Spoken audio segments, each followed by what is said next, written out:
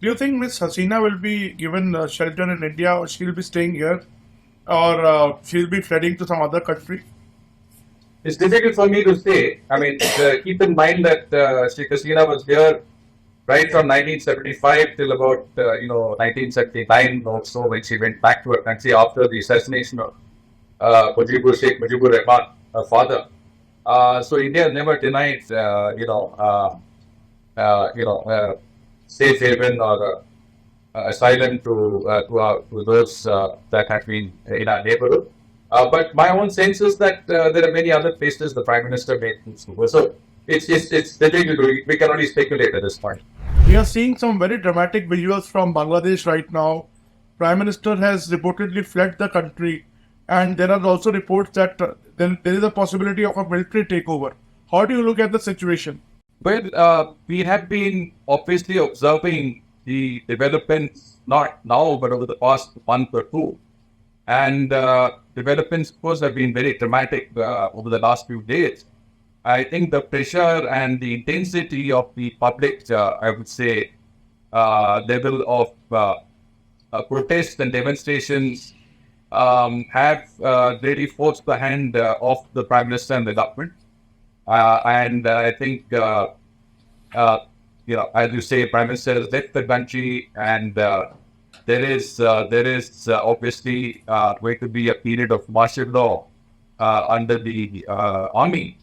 The army chief was supposed to speak to the nation at 2, then 3, now 4:30, I'm told.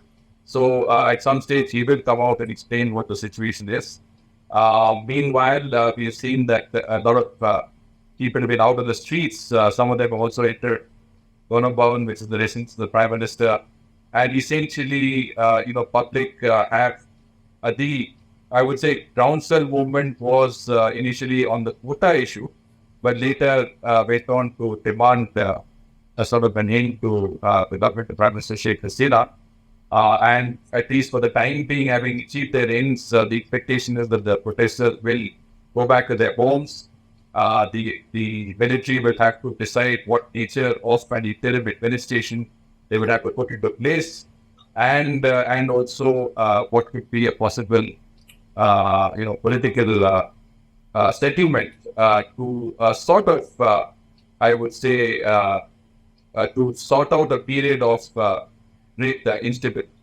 Do you think, sir, there is an army hand behind this entire thing, or Ms. Zia is behind this, or some foreign powers are behind this? Because not long ago, Miss Hasina is won the elections, democratically won the elections. So how this sudden surge and how this sudden commotion happened there? Well, I have been saying in many of my interactions with the media, including ENI, that there are underlying factors behind the recognition. On the face of it, it has been the quota issue that the students have put forward. But there are underlying economic factors. COVID-19 has hit the Bangladesh economy very hard. In addition to that, the Ukraine conflict has resulted in spiking the prices of essential commodities, from fuel to food to fertilizer, that Bangladesh imports all these items. They've had a very, very difficult balance of payments situation. Inflation has gone up, by 17 to 20%. So all of this is essentially now coming to a situation where, people, especially younger people, are expressing their frustration on the streets. And so I would also look at it as an economic factor. And generally, of course, like we have always said, opportunists, whether it's the opposition, BNP, or it's the Jamaat-e-Islami, which is the radical pro-Pakistan Islamist grouping that is very active on the streets. They have joined the protests, and they have actually brought in that violence into the protests. You cannot rule out the involvement of foreign powers who are inimical to Bangladesh's interests, and frankly to our security interests also. So definitely you cannot rule out the fact that certain interests have been fishing in troubled waters. But I think that the situation itself was possibly a result of several underlying factors inherent within the Bangladesh system. How will it augur for India's security and geostrategy? because our borders are very, very porous, and our politics is very intertwined in a way. So, how do you see this auguring for India, sir, in coming days? Because, as you said, the radical parties may take over, army will be there, and foreign hand is also there, probably China, if you are not mentioning maybe.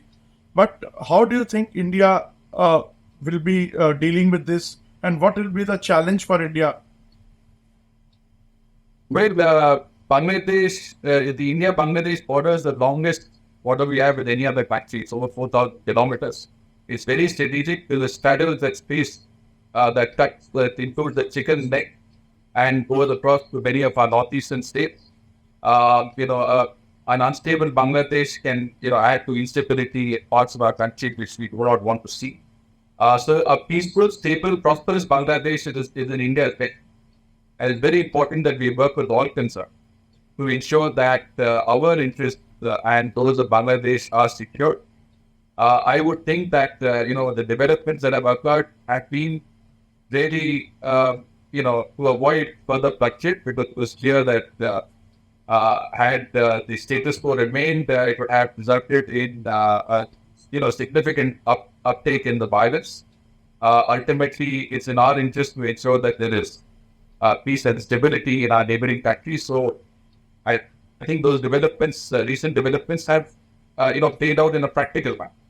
And we will be engaged. And just answering last part of your question, I have no doubt that our interlocutors will be engaged with the concerned people in Bangladesh, and that we will ensure that our larger interests are protected, and that we will work constructively to ensure that there is peace and stability in Bangladesh.